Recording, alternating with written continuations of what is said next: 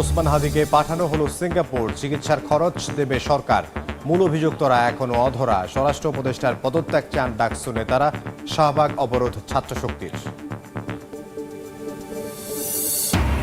হাদির ওপর গুলি বিচ্ছিন্ন ঘটনা। ভোটের সময় দু একটা খুন হতেই পারে, মন্তব্য সিইসির। পরিস্থিতি মোকাবেলায় প্রস্তুত আইন শৃঙ্খলা রক্ষা বাহিনী। যথাসময়ে নির্বাচনের প্রত্যয়। শেখ হাসিনার মৃত্যু কারাদণ্ডের রায়ের বিরুদ্ধে সুপ্রিম কোর্টে আপিল। মৃত্যুদণ্ড চায় প্রসিকিউশন। সাবেক স্বরাষ্ট্রমন্ত্রী কামালেরও সাজা বাড়ানোর আবেদন। তারেক রহমানের দেশে ফেরার ঘোষণা। গণতান্ত্রিক যাত্রা ইতিবাচক। ভোটের আগে তার নেতৃত্বে আরও শক্তিশালী হবে দল, বলছেন যুক্তরাজ্য বিএনপির নেতারা। এবং জাতির শ্রেষ্ঠ সন্তানদের শ্রদ্ধা জানাতে প্রস্তুত জাতীয় স্মৃতিসৌধ। ধুয়ে মুছে রং তুলির আঁচড়ে সাজানো হচ্ছে প্রাঙ্গণ। নিরাপত্তার চাদরে ঢাকা পুরো এলাকা।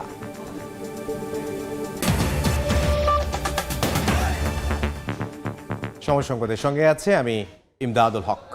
উন্নত চিকিৎসার জন্য সিঙ্গাপুরে পাঠানো হলো শরীফ ওসমান হাদিকে। দুপুরে 1:55 তাকে নিয়ে সিঙ্গাপুরের উদ্দেশ্যে ঢাকা ছাড়ে এয়ার অ্যাম্বুলেন্সটি। এদিকে হাদির চিকিৎসায় সিঙ্গাপুর কনসুলেটকে যথাযথ ব্যবস্থা নিতে বলা হয়েছে বলে জানান প্রধান উপদেষ্টার স্বাস্থ্য বিষয়ক বিশেষ সহকারী। আর সরকারের পক্ষ থেকে চিকিৎসার ব্যয় ভার বহনের কথা জানিয়েছেন অর্থ উপদেষ্টা। সোমবার বেলা 1:15 এভারকেয়ার হাসপাতাল থেকে উন্নত চিকিৎসার জন্য সিঙ্গাপুরে নেয়ার জন্য শাহজালাল আন্তর্জাতিক বিমানবন্দরের উদ্দেশ্যে রওনা দেয় ইনকিলাব মঞ্চের মুখপাত্র ওসমান হাদিকে বহনকারী অ্যাম্বুলেন্স। এর আগে এয়ার অ্যাম্বুলেন্স হিসেবে ব্যবহৃত গালফস্ট্রিম G100 সিরিজের প্রাইভেট জেটটি বেলা 11:22 শাহজালাল আন্তর্জাতিক বিমানবন্দরে অবতরণ করে। বিমান যাত্রার জন্য উপযুক্ত জেনেই ওসমান হাদিকে বিদেশে নেয়ার জন্য সরকারি সিদ্ধান্ত নেওয়া হয়েছে বলে জানান প্রধান উপদেষ্টার স্বাস্থ্য বিষয়ক বিশেষ সহকারী ডাক্তার সায়েদুর রহমান। টেলিকনফারেন্সিং হয়েছে, তারা নিশ্চিত করেছেন। এয়ার অ্যাম্বুলেন্স টিমের সঙ্গে টেলিকনফারেন্স করা হয়েছে, তারা নিশ্চিত করেছেন। এবং এখন আমরা আশাবাদী যে তাকে অন্তত পক্ষে আমরা সিঙ্গাপুর জেনারেল হাসপাতালে, আপনারা জানেন এই অঞ্চলের মধ্যে নিউরোসার্জারিতে সবচেয়ে ভালো সেন্টার। এখন আমরা শুধুমাত্র হাদির জন্য দোয়া চাইব। আমরা আশা করব যে সবাই আপনারা দোয়া করবেন। আল্লাহ যদি সাহায্য করেন অবশ্যই হাদি একটা মাত্রার সুস্থতা নিয়ে ফিরে আসতে পারবে। এদিকে ওসমান হাদির চিকিৎসার ব্যয়ভার অর্থ মন্ত্রণালয়ের নিজস্ব বাজেট থেকে বরাদ্দ দেওয়ার কথা জানান অর্থ উপদেষ্টা। হাদির ব্যাপারে বাইরে পাঠাবে কালকে যখন আমাদেরকে মেসেজ দিল, আমরা বলেছি টাকা পয়সার কোনো ব্যাপার না, উইল গিভ অ্যালোকেশন, যা হোক এটা ম্যানেজ করে। লাকিলি অর্থ মন্ত্রণালয় তাদের নিজস্ব বাজেট থেকে দিচ্ছে, পরে হয়তো অর্থ আমরা হিসাব করবো। তো এই ব্যাপারে কোনো দ্বিধা ছিল না। শুক্রবার গুলিবিদ্ধ ওসমান হাদিকে ঢাকা মেডিকেলে ভর্তি করার পর সেখান থেকে তাকে নেওয়া হয় রাজধানীর এভারকেয়ার হাসপাতালে। দিন মোহাম্মদ সাব্বির, সময় সংবাদ, ঢাকা। হাদির উপর হামলার প্রতিবাদে আজ উত্তাল রাজধানী। হামলাকারীদের গ্রেফতারে ব্যর্থতার দায়ে স্বরাষ্ট্র উপদেষ্টার পদত্যাগ দাবি করেছে বিভিন্ন সংগঠন। শাহবাগ মোড় অবরোধ করে চলে আন্দোলন। স্বরাষ্ট্র মন্ত্রণালয়ে ঘেরাও করতে গিয়ে পুলিশের বাধার মুখে পড়েছেন ডাকসু নেতারা। পরে সচিবালয়ে প্রবেশ করেন একটি প্রতিনিধি দল।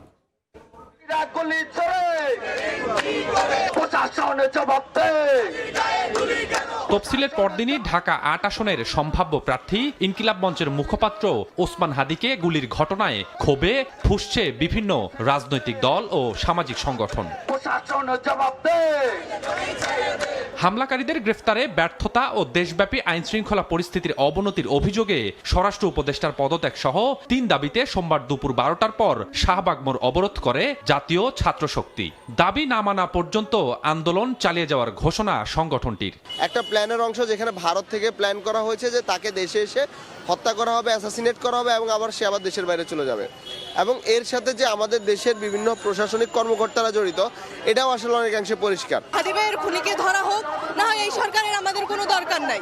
জাহাঙ্গীরের যত দ্রুত সম্ভব পদত্যাগ করুন। সীমান্ত দিয়ে ভারতে তারা পাড়ি দিয়েছে, কিন্তু এই অন্তর্বর্তীকালীন সরকারের অথর্ব উপদেষ্টা জাহাঙ্গীর সে কোনো ব্যবস্থা নিতে পারে নাই।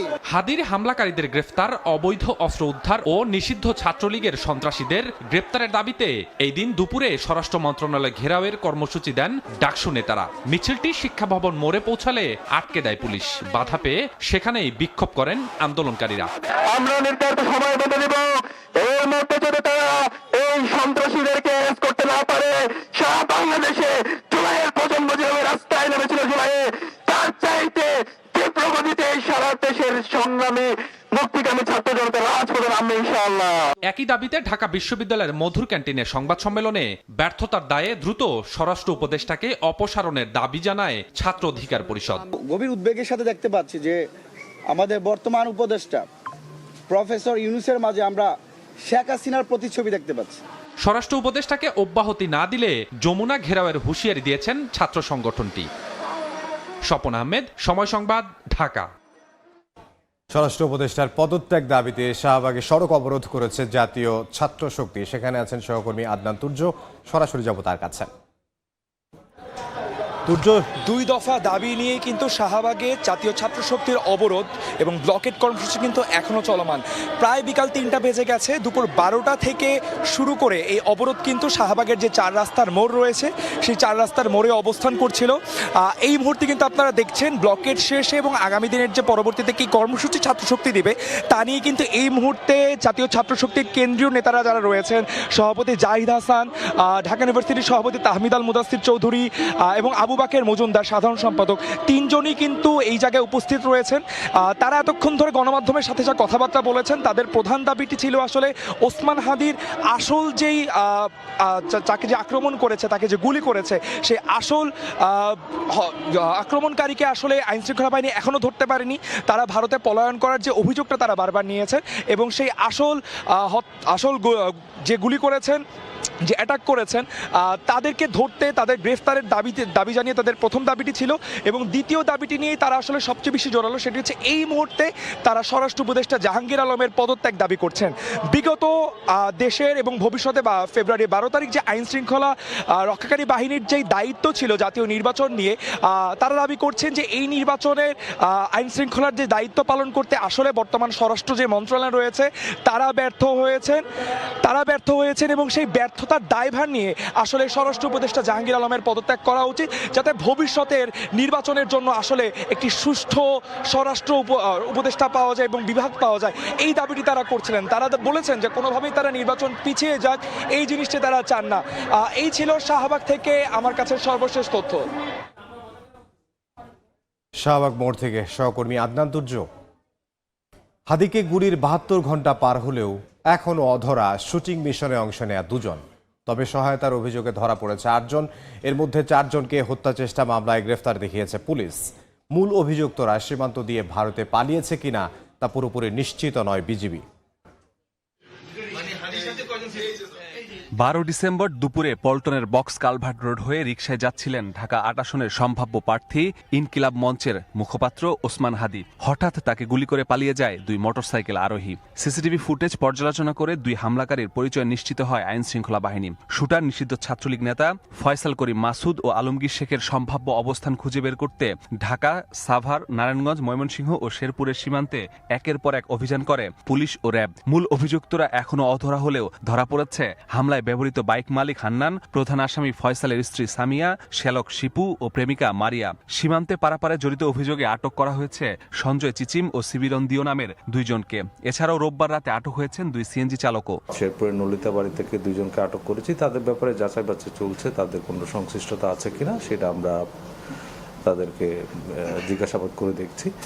আর যে অন্যান্য যে আসামি বা যাদের আমরা ইতিমধ্যে শনাক্ত করতে সক্ষম হয়েছি তাদেরকে গ্রেফতারের জন্য আমাদের অভিযান অব্যাহত আছে।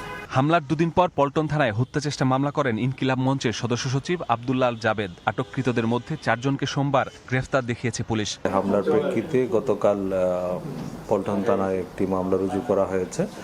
ইনকিলাব মঞ্চের সদস্য সচিব বাদী হয়ে মামলাটি রুজু করেন। ইতিমধ্যে আপনারা জানেন এই মামলার সন্দিগ্ধ হিসেবে র্যাব কর্তৃক 4 জন আমাদের কাছে হস্তান্তর করা হয়েছে। ময়মনসিংহ সীমান্ত দিয়ে শুটার ফয়সাল ও আলমগীরের ভারতে পালিয়ে যাওয়ার গুঞ্জন উঠলেও বিজিবি বলছে কড়া নিরাপত্তার মধ্যে সীমান্তে পার হওয়ার বিষয়টি এখনো নিশ্চিত নয়। আদৌ পাচার হয়েছে কিনা এটা কেউ নিশ্চিত করতে পারছে না, বা যারা জড়িত থাকতে পারে বা যে বহন করতে পারে এরকম লোকদেরকে আটকের জন্য পুলিশের পক্ষ থেকে আমাদের সাথে যোগাযোগ করা হয়। অপারেশন পরিচালনা করার জন্য পুলিশকে বিভিন্ন সোর্সের তথ্য দিয়ে আমরা পুলিশকে সর্বাত্মক সহযোগিতা করি, যাতে তারা যাদেরকে সন্দেহ মনে করছে বা সন্দেহভাজন হিসেবে যাকে দেখছে তাকে যেন গ্রেফতার করা যায়। তবে মানব পাচারে সহায়তাকারী ফিলিপ নামের একজনকে খুঁজছে বিজিবি।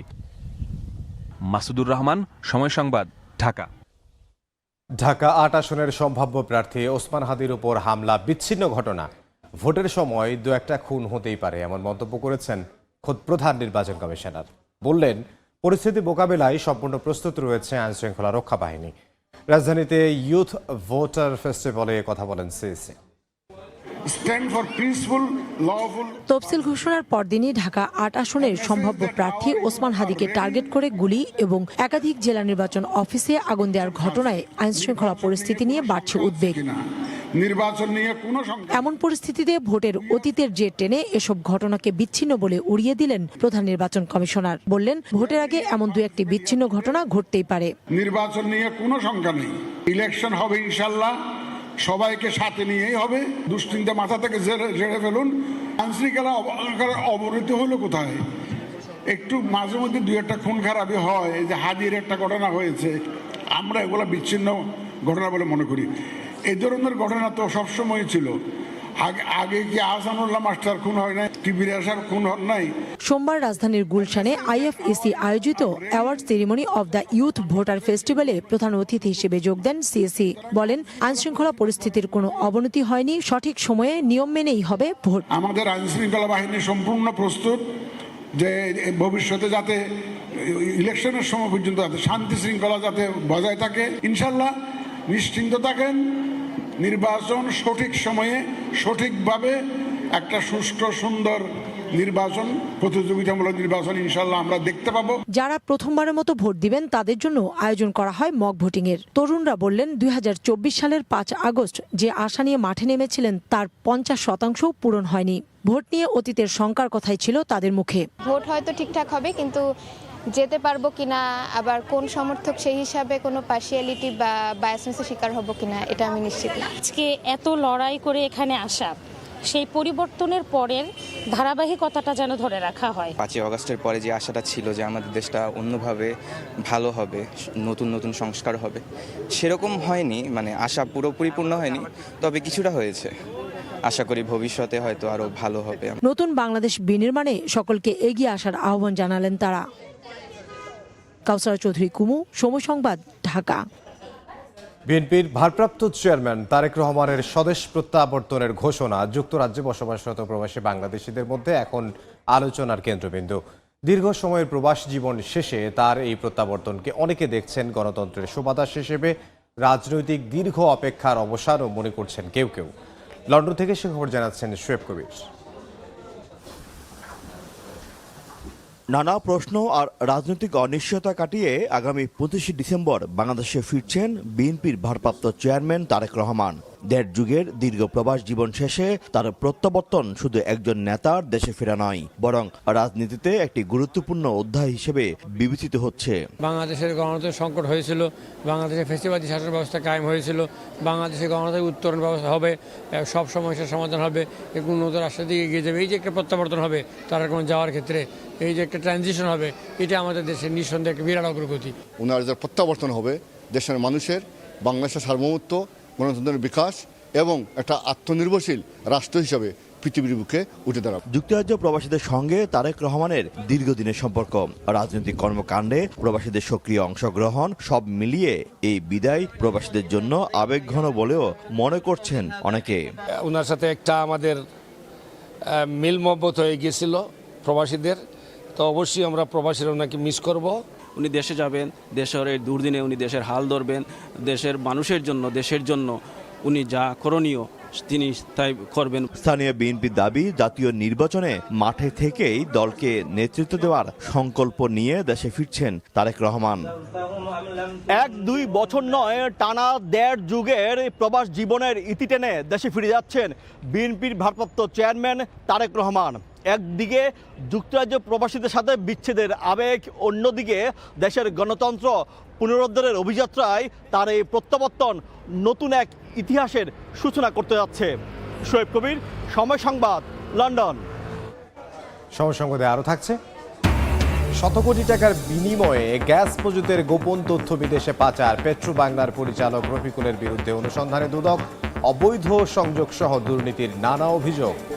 যে অভিযোগে শেখ হাসিনার আমৃত্যু কারাদণ্ড দিয়েছিল ট্রাইব্যুনাল, সেই অভিযোগে তার মৃত্যুদণ্ড চেয়ে সুপ্রিম কোর্টে আপিল করেছে প্রসিকিউশন। সোমবার সুপ্রিম কোর্টের সংশ্লিষ্ট শাখায় আপিল করা হয়। সাবেক স্বরাষ্ট্রমন্ত্রী আসাদুজ্জামান খান কামালেরও সাজা বাড়ানোর আবেদন করা হয়েছে।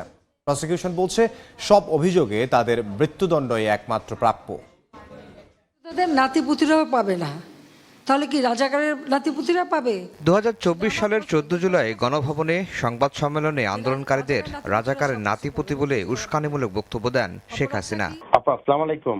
সেই রাতেই ঢাকা বিশ্ববিদ্যালয়ের ভিসি মাকসুদ কামালের সঙ্গে কথোপকথনে আন্দোলনকারীদের রাজাকার বলে তাদের ফাঁসি দেওয়ার মনোবাসনার কথাও জানান তৎকালীন প্রধানমন্ত্রী। শেখ হাসিনার সেই উস্কানিমূলক বক্তব্যের পর 16 জুলাই রংপুরে আবু সাইদকে গুলি করে হত্যা করে পুলিশ। এই অভিযোগ প্রমাণিত হওয়ায় গত 17 নভেম্বর মানবতাবিরোধী অপরাধের একটি অভিযোগে ক্ষমতাচ্যুত সাবেক প্রধানমন্ত্রী শেখ হাসিনাকে আমৃত্যু কারাদণ্ড দেন ট্রাইব্যুনাল। এই অভিযোগে তার স্বরাষ্ট্রমন্ত্রী পলাতক আসাদুজ্জামান খান কামালকেও দেয়া হয় আমৃত্যু কারাদণ্ড। অন্য অভিযোগে শেখ হাসিনা কামালের মৃত্যুদণ্ড হলেও এই অভিযোগে ফাঁসি না হওয়ায় সন্তুষ্ট হতে পারেননি প্রসিকিউশন। সোমবার শেখ হাসিনা ও কামালের আমৃত্যু কারাদণ্ডের বিপরীতে মৃত্যুদণ্ড চেয়ে সুপ্রিম কোর্টের সংশ্লিষ্ট শাখায় আপিল করে প্রসিকিউশন। জানায়, তারা যে অপরাধ করেছে তার জন্য সব অভিযোগেই মৃত্যুদণ্ডই একমাত্র প্রাপ্য। তাদের নির্দেশে এই যে সারা দেশে 1400-এর অধিক শহীদ হয়েছেন, 25,000-এর অধিক আহত হয়েছেন, তাদের জন্য মৃত্যুদণ্ডটাই ছিল ন্যায় বিচার। সেটি যেহেতু ট্রাইব্যুনাল দেননি, এই সকল গ্রাউন্ড উল্লেখ করে আমরা আপিল বিভাগে তাদের মৃত্যুদণ্ড চেয়ে আপিল দায়ের করেছি। আপিলের 60 দিনের মধ্যে নিষ্পত্তি করার বিধান থাকলেও তার আগেই নিষ্পত্তি হওয়ার আশা প্রসিকিউশনের। এদিকে আওয়ামী লীগের আমলে গুম হয়ে ফিরে না আসা ব্যক্তিদের বিষয়ে তদন্ত চলছে বলে জানায় ট্রাইব্যুনালের এই প্রসিকিউটর। আইনে পরিষ্কার করে বলে দেওয়া আছে যে 60 দিনের মধ্যে এই আপিলটি নিষ্পত্তি করতে হবে। যেহেতু আইনে 60 দিন বলা আছে, আশা করছি তার আগেই অ্যাপিলেট ডিভিশন এই আপিলটি নিষ্পত্তি করবেন। এদিন চাংখারপুলে 6 জনকে হত্যা মামলায় ডিএমপির সাবেক কমিশনার হাবিবুর রহমান সহ 8 জনের বিরুদ্ধে রাষ্ট্রপক্ষ যুক্তিতর্ক উপস্থাপন করেন। ট্রাইব্যুনাল 2-এ মাহবুবুল আলম হানিফ ও হাসানুল হক ইনুর বিরুদ্ধে সাক্ষ্য গ্রহণ অনুষ্ঠিত হয়। আফজাল হোসেন, সময় সংবাদ, ঢাকা। মহান বিজয় দিবসে জাতির শ্রেষ্ঠ সন্তানদের শ্রদ্ধা জানাতে প্রস্তুত জাতীয় স্মৃতিসৌধ। ধুয়ে মুছে রং তুলির আঁচড়ে সাজানো হচ্ছে সৌধ প্রাঙ্গণ। পুলিশের পক্ষ থেকে নেওয়া হয়েছে 4 স্তরের নিরাপত্তা ব্যবস্থা। সাভারের জাতীয় স্মৃতিসৌধের প্রধান ফটক থেকে শহীদ বেদি পর্যন্ত বাহারি ফুলের বাগান সেজেছে নান্দনিক সাজে। শহীদ বেদির পরই পুকুর ও সৌধ মিনার যেন জানান দিচ্ছে 54তম বিজয় দিবসের আনুষ্ঠানিকতার। একদিন পর মহান বিজয় দিবস, এ উপলক্ষে সাভার জাতীয় স্মৃতিসৌধের 84 একর চত্বর জুড়ে শেষ হয়েছে পরিচ্ছন্নতা ও সৌন্দর্য বর্ধনের কাজ। আমাদের দেশের বাহিরের অনেকেই আসবে ফুলের শ্রদ্ধা জানানোর জন্য। সবাই যেন এসে দেখে ভালো বলে। স্মৃতিসৌধের সামনে ওগুলা কাজ করতেছি, আবার যে ফুলের টব লাগাবে এগুলি কাজ করতেছি। বিজয় দিবসের প্রথম প্রহরে রাষ্ট্রপতি, প্রধান উপদেষ্টা, রাজনৈতিক সামাজিক সংগঠন এবং দেশি বিদেশি গুরুত্বপূর্ণ ব্যক্তিদের শ্রদ্ধা নিবেদন শেষে সর্বসাধারণের জন্য উন্মুক্ত করা হবে। বিভিন্ন স্থানে রংকরণ, পয়েন্টিংকরণ, চারা রোপণ, ফুল গাছ স্থাপন সহ সিসি ক্যামেরা বিভিন্ন স্থানে স্থাপন সহ আনুষঙ্গিক মেরামত কাজ ইতিমধ্যে সম্পন্ন হয়েছে।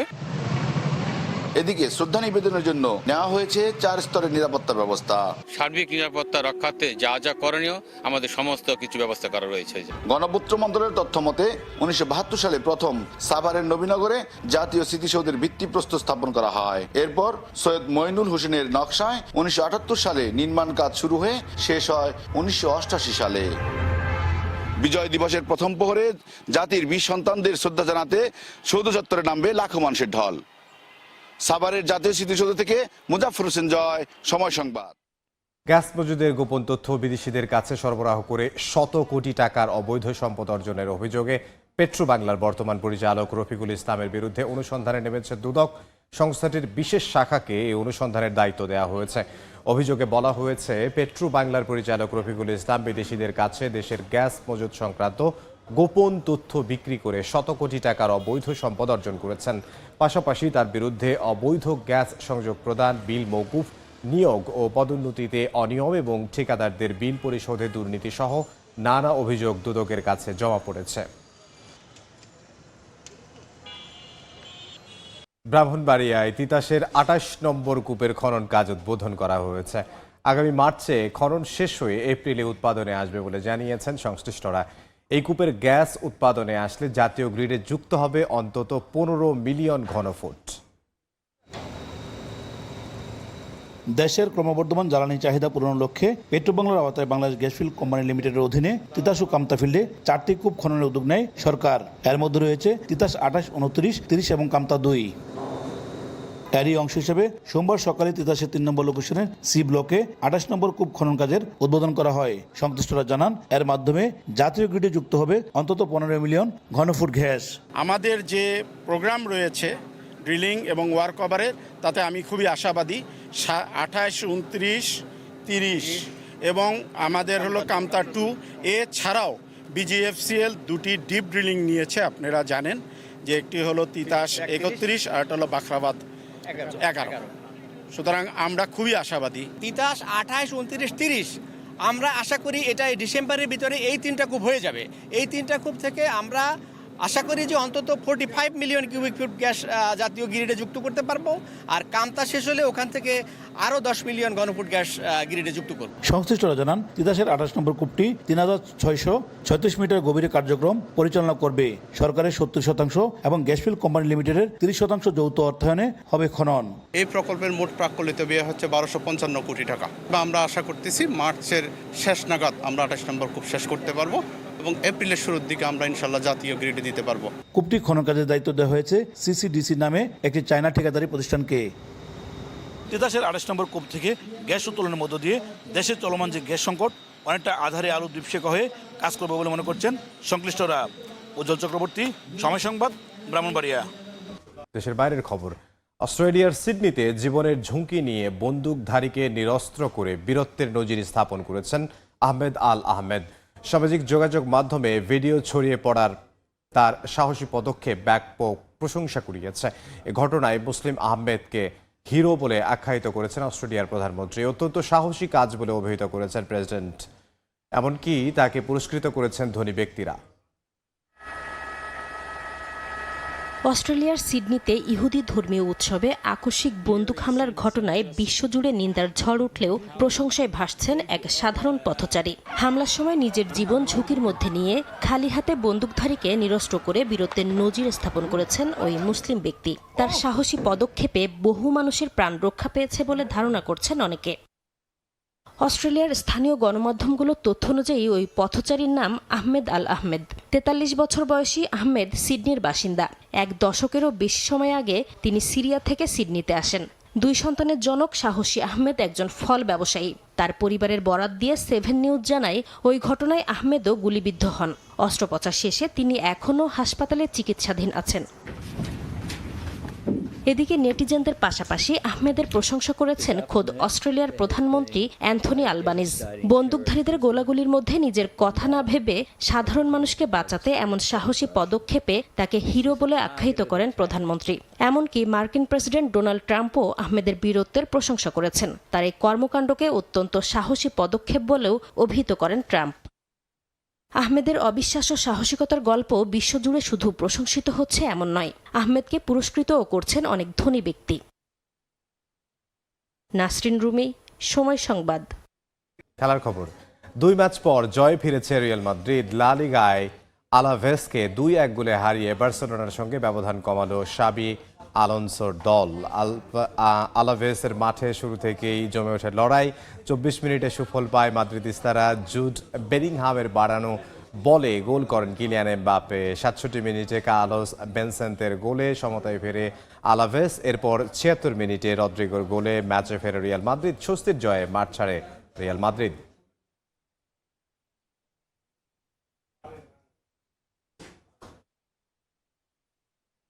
এ পর্যায়ে শীর্ষ সংবাদগুলো জানিয়ে দিচ্ছে আরও একবার। ওসমান হাদিকে পাঠানো হলো সিঙ্গাপুর। চিকিৎসার খরচ দেবে সরকার। মূল অভিযুক্তরা এখনো অধরা। স্বরাষ্ট্র উপদেষ্টার পদত্যাগ চান ডাকসু নেতারা। শাহবাগ অবরোধ ছাত্র শক্তির। হাদের উপর গুলি বিচ্ছিন্ন ঘটনা। ভোটের সময় 2-1টি খুন হতেই পারে মন্তব্য সিইসির। পরিস্থিতি মোকাবেলায় প্রস্তুত আইন শৃঙ্খলা রক্ষা বাহিনী। যথাসময়ে নির্বাচনের প্রত্যয়। এবং শেখ হাসিনার আমৃত্যু কারাদণ্ডের রায়ের বিরুদ্ধে সুপ্রিম কোর্টে আপিল। মৃত্যুদণ্ড চায় প্রসিকিউশন। সাবেক স্বরাষ্ট্রমন্ত্রী কামালেরও সাজা বাড়ানোর আবেদন।